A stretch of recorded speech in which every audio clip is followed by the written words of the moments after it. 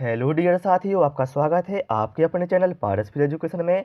Dear साथियों, आज की इस क्लास में हम स्टडी करने वाले हैं मध्य प्रदेश शिक्षक भर्ती वर्ग 3 हिंदी की, जो कि इसकी 14वीं क्लास है। इससे पहले हिंदी की 13 क्लास हो चुकी हैं। यदि आपने नहीं देखी तो आप प्लेलिस्ट में जाकर देख सकते हैं। तो स्टार्ट करते हैं हम प्रश्न क्रमांक 1 से, और सारे क्वेश्चनों को हम व्याख्या सहित इसमें पढ़ने वाले हैं। पहला क्वेश्चन क्या दिया हुआ है हम देख लेते हैं। पहला क्वेश्चन है, वर्णों के सही उच्चारण स्थान वाली जोड़ी कौन सी है। यहाँ पर 4 वर्ण दिए गए हैं और उनका उच्चारण कहाँ से होता है वो बताया गया है।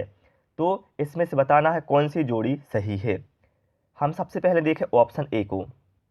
देखिए जो का दिया हुआ है, का उच्चारण कहाँ से होता है, कंठय से होता है। कहाँ से होता है का कंठय से। का हो गया, खा हो गया, गा, घा, ये कहाँ से होते हैं, कंठय से। तो ऑप्शन ए तो क्या है अपना गलत हो जाएगा, ए तो हो नहीं सकता। चलिए इसके बाद ऑप्शन सी में क्या है, टा। देखिए टा का उच्चारण होता है मूर्धन्य से। कहाँ से होता है, मूर्धन्य। ठीक है, टा कैसा व्यंजन है, मूर्धन्य है। टा हो गया, ठा हो गया, डा, ना, ये क्या है, मूर्धन्य होते हैं। तो ऑप्शन सी भी अपना गलत है। आप ऑप्शन डी में क्या है, चा। देखिए जो चा है वो कैसा है, चा का उच्चारण स्थान होता है तालव्य। क्या होता है चा का, तालव्य। चा, छा, जा, झा, उआ, ये कहाँ से होते हैं, तालव्य से होते हैं। ठीक है, तो ये भी अपना गलत है। लेकिन जो पा दिया हुआ है, पा हो गया, फा हो गया, बा हो गया, भा हो गया और मा हो गया। पा, फा, बा, भा, मा, इनका उच्चारण कहाँ से होता है, ओष्ठ्य से या ओंठ से होता है। ये बिल्कुल सही दिया है ऑप्शन बी में।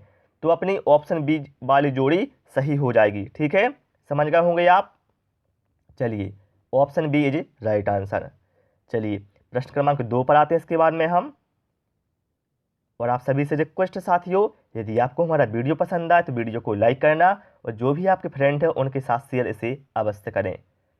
चलिए क्या है प्रश्न क्रमांक 2, जो शब्द संस्कृत से ज्यों के त्यों हिंदी में लिए गए हैं वे कहलाते हैं। तो देखिए जो शब्द संस्कृत से ज्यों के त्यों हिंदी में लिए गए हैं उनको अपन बोलते हैं तत्सम शब्द। कौन से, तत्सम। ठीक है, जो दिया है अपन को ऑप्शन बी में वही अपना राइट आंसर हो जाएगा।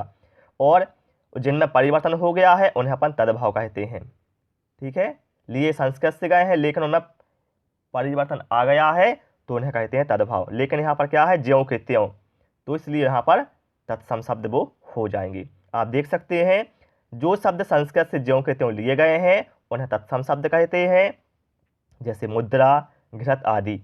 जिनमें परिवर्तन होकर लिया गया है उन्हें तद्भव शब्द कहा गया है। चलिए प्रश्न क्रमांक 3 पर आते हैं हम। प्रश्न क्रमांक 3 क्या है अपना, इसमें बताना है दीर्घ स्वर कौन सा है। यहाँ पर 4 ऑप्शन दिए गए हैं जिसमें से अपन को दीर्घ स्वर बताना है कि दीर्घ स्वर कौन सा है।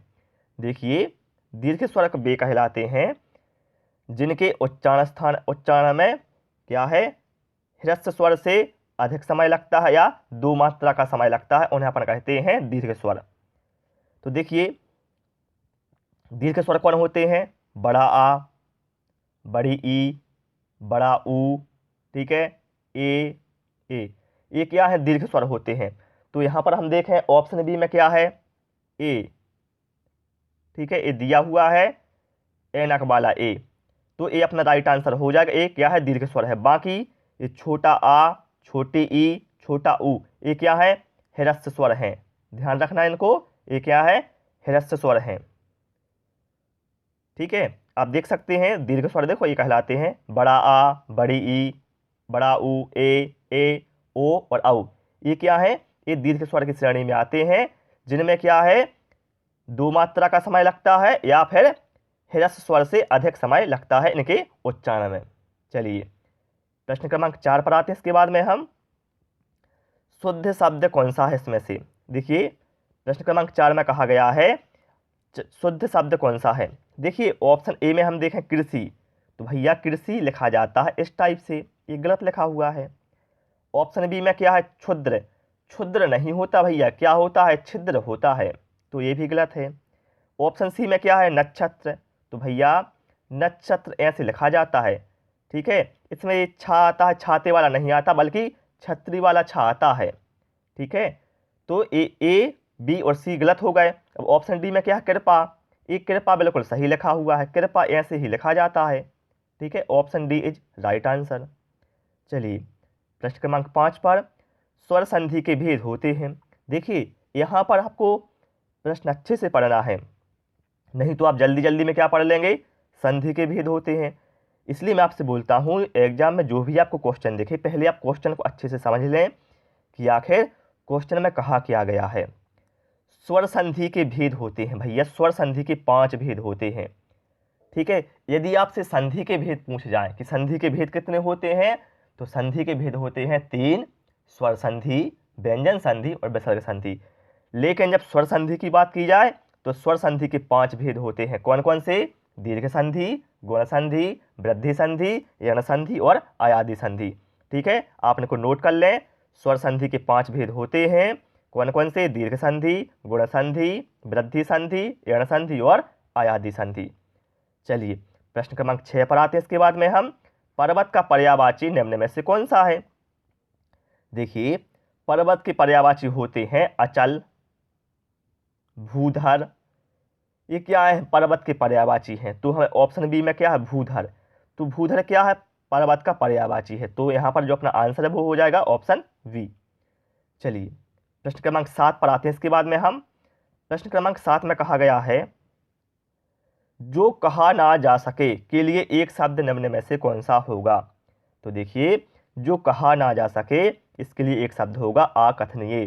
ठीक है डियर साथियों, ऑप्शन ए यहाँ पर राइट आंसर हो जाएगा। चलिए ए बात हो गई, यहाँ पर ऑप्शन ए यहाँ पर राइट आंसर हो जाएगा। अब ऑप्शन बी में क्या है? कथनीय दिया गया है। कथनीय किसे कहा जाएगा? जो कहा जा सके, जो कहा जा सके उसके लिए अपन क्या कहेंगे? कथनीय कहेंगे। ठीक है, चलिए प्रश्न क्रमांक 8 पर आते हैं। इसके बाद में हम प्रश्न क्रमांक 8 में कहा गया है दुष्कर का संधि विच्छेद निम्न में से कौन सा है? शब्द क्या है? दुष्कर। इसका संधि विच्छेद कौन सा होगा? तो देखिए डियर साथियों, दुष्कर का संधि विच्छेद होगा दुहु, मतलब दू पीछे विसर्ग आएगा प्लस कर, ये होगा दुष्कर का संधि विच्छेद। तो ऐसा हमें किस में दिया है? ऐसा दिया हुआ है हमें ऑप्शन बी में, यही अपना राइट आंसर हो जाएगा। और बात करें इसमें कौन सी संधि होगी? जब भी आपको विग्रह में क्या है? विसर्ग देखने को मिले तो वहां पर आंख बंद करके आपको बता देना है भैया यहाँ पर विसर्ग संधि होगी। ठीक है, चलिए प्रश्न क्रमांक इस पर आ जाते हैं हम 9 पर। जन्म का विलोम शब्द निम्न में से कौन सा है? बहुत ईजी है। जन्म का विलोम क्या होगा? मृत्यु। इसमें आपको कोई भी प्रॉब्लम नहीं होनी चाहिए, option A is right answer. चलिए अगला देख लेते हैं प्रश्न क्रमांक 10। परा उपसर्ग से बना प्रत्यय परा उपसर्ग से बना शब्द निम्न में से कौन सा है? देखिए उपसर्ग बे शब्द होते हैं या उपसर्ग बे शब्दांश होते हैं जो किसी शब्द के आगे जोड़कर उनके अर्थ में परिवर्तन लाते हैं या फिर विशेषता बताते हैं। मूल शब्द क्या था? जय। हमने इसके आगे परा जोड़ दिया तो क्या बन गया? पराजय। तो इस परा क्या है? ये परा है उपसर्ग। ठीक है, ऑप्शन बी में क्या है? पराजय। तो ये होगा परा प्लस जय। ऑप्शन बी यहाँ पर अपना राइट आंसर हो जाएगा। चलिए प्रश्न क्रमांक 11 देख लेते हैं। और आप सभी से रिक्वेस्ट है, जिन साथियों ने अभी तक वीडियो को लाइक नहीं किया है वीडियो को लाइक अवश्य कर दें। चलिए बीड़ा पाणी शब्द में निम्न में से कौन सा समास है? अब शब्द क्या है? बीड़ा पाणी। बीड़ा पाणी का अर्थ हुआ बीड़ा है पानी में जिसके, या फिर बीड़ा है हाथों में जिसके। तो ऐसा कौन है जिसके हाथ में बीड़ा हो? तो वो है सरस्वती माता। ठीक है, देखिए बहुविधि समास होता है जो, इसकी जो डेफिनेशन होती है वो क्या होती है?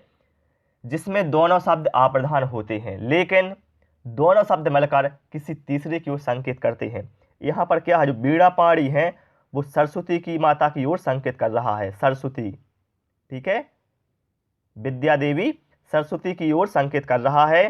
तो यहाँ पर जो अपना आंसर है वो होगा ऑप्शन डी।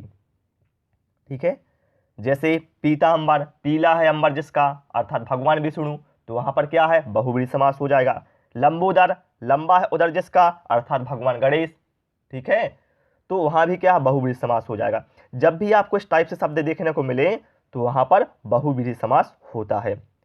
चलिए प्रश्न क्रमांक 12, फागुन का शुद्ध रूप निम्न में से कौन सा है? देखिए, जो हिंदी के महीने होते हैं फागुन, तो भैया फागुन नहीं होता है, क्या होता है? फाल्गुन होता है, फाल्गुन। ठीक है, फाल्गुन जो हमें ऑप्शन सी में दिया है यही अपना राइट आंसर हो जाएगा। चलिए, प्रश्न क्रमांक 13, टिकाऊ का शुद्ध रूप निम्न में से कौन सा है? टिकाऊ, तो भैया टिकाऊ ऐसे नहीं लिखा जाता, टिकाऊ लिखा जाता इस टाइप से। ठीक है, ऐसा हमें दिया है ऑप्शन बी में, यही अपना राइट आंसर हो जाएगा। देखिए, आपको मात्रा का ज्ञान होना बहुत ही अत्यंत आवश्यक है। चलिए, भयानक रस का स्थायी भाव इसमें से कौन सा है? भयानक। देखिए, भयानक रस का स्थायी भाव क्या होगा? भय। क्या होगा? भय। जो दिया है अपन को ऑप्शन डी में, यही अपना राइट आंसर हो जाएगा। चलिए, प्रश्न क्रमांक 15 में क्या है? को तुम तीन देव मह को नर नारायण की तुम दो को। बहुत ही महत्वपूर्ण दिया है, सब पंक्ति दी गई है, इसमें बताना कौन सा अलंकार है, सही विकल्प चुनें। तो देखिए, जहाँ पर संदेह की स्थिति होती है वहाँ पर जो अलंकार होता है वो होता है संदेह अलंकार। यहाँ पर संदेह है कि नर नारायण है कि तीन देव कि ब्रह्मा विष्णु महेश हैं। यहाँ पर ये संदेह है, जैसे नारी बीच सारी है कि सारी बीच नारी है। ठीक है, तो यहाँ जो अलंकार होगा वो होगा संदेह अलंकार, जहाँ पर संदेह हो।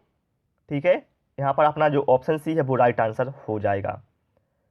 चलिए, प्रश्न क्रमांक 16, रेखांकित शब्द के लिए सही विलोम शब्द चुनकर रिक्त स्थान की पूर्ति करें। देखिए, गंगा का निर्मल जल आज खालिस्तान हो गया है।